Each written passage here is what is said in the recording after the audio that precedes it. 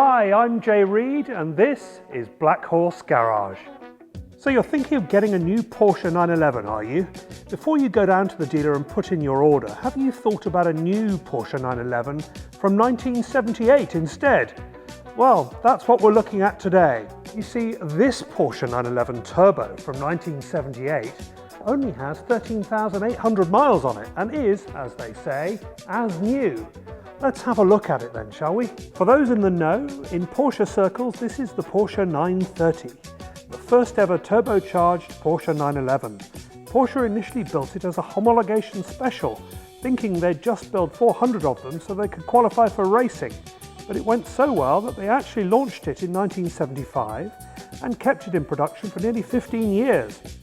They actually withdrew it here in the US in 1980 due to emissions regulations, and only when they realised the 928 model wasn't going to be as successful as they hoped did they reintroduce it in 1986. So here, this car was really only available to you for 9 years. This particular one is from 1978, the year of the first refresh, and when they increased the engine size and intercooler.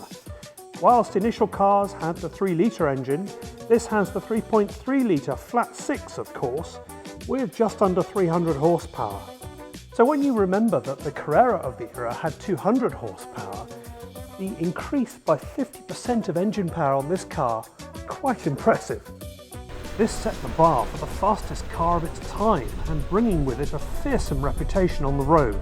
We'll get to that later though. Out back you see the famous T-tray spoiler which replaced the famous whale tail, and along the sides you see the black protection against the stones kicked up against the flared wheel fenders. You can still order these on modern cars, but this is the car that started them.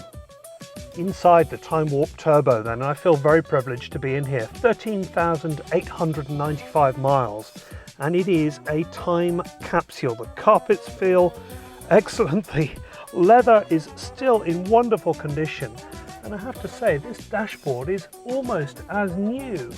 And it feels absolutely wonderful. I can see the wonderful rear fenders in my rear view mirror here. And a very familiar dash for anyone who's driven a Porsche, with the rev counter right in the middle, the turbo gauge in the middle, the boost gauge right in the middle, and on the right hand side here. And it feels comfortable. This is not an uncomfortable car.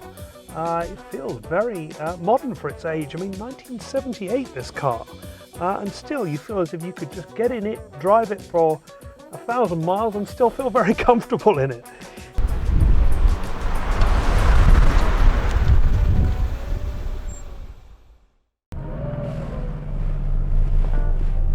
Off we go in the 1978 911 Turbo.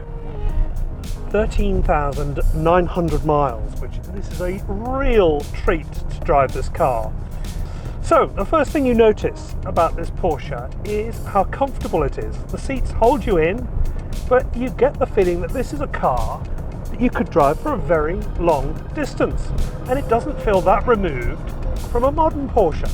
Now, I've got to temper that with the fact that the brakes are, well, you need to be quite a strong right leg in order to bring this thing to a stop, but I suspect that was pretty normal for 1978.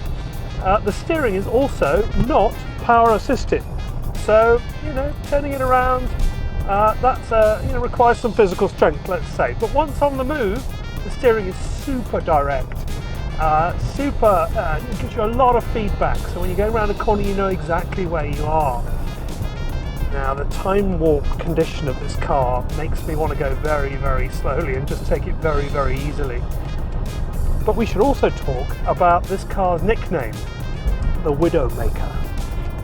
This car was notorious for two things: oversteer, so when you're going around a corner, that back end just sliding out, but also turbo lag. And where the two meet up together, when you're going around a corner and you're tempted to lift off, especially as the power builds, that would be your biggest mistake, and that would be why a lot of these cars have become friendly with the local ditches and the shrubberies and the hedgerows of the country.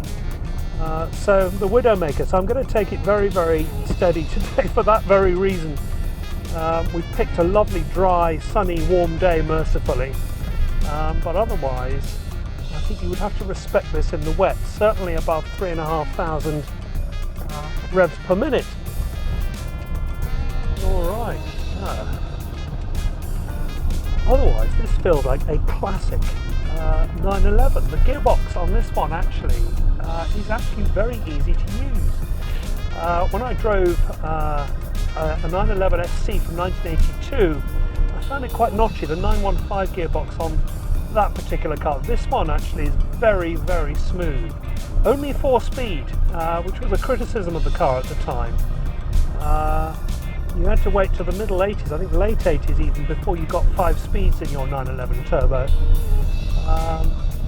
But this one works extremely well, very, very good shape. I suppose as you would expect for a car with, you know, just under 14,000 miles. Yeah, that gearbox is a long throw from first to second. You have to lean right forward to get the gear stick and pull it back. The ride on this car is just as you would expect of a 911. Even one made in 1978. It's very pliable, very usable. It still handles as well though. You know, it's firm enough without being overly firm. You know, that is the selling point of a 911, I guess.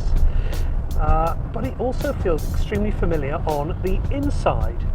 So the dials, the rev counter is right in front of you. You've got an oil pressure gauge in front of you. And it does make you think, actually, do I really want a brand new 911, or do I want something rather more cooler, go back to 1978 and have one with 14,000 miles on it? Do you know, I think I'd choose this one. I think I really would. I think this is an absolutely beautiful car that is, frankly, modern enough for me. Okay, so let's do a turbo test and show you the lag on this. You'll be able to watch the boost gauge down here. And we're rolling along more or less at idle power in second gear, and I'm going to put my foot to the floor now. Nothing, nothing, nothing, building, and we're away. Whoa, power! So it starts building from about 2,500. You really feel it by 3,500. And the party is over by 6,000, so you're really looking at 4,000 to 6,000, but there is tons of power. For a car that was built in 1978, you are not struggling for power in this car, no way. There is plenty of power in this car, and that's a rush. That is a real rush, but as I say, in the wet, going around a corner, let's be a little bit careful in the 911 turbo, and I'm not even going to try it. Given how much the value of these cars have gone up in recent years, going round a corner in the dry.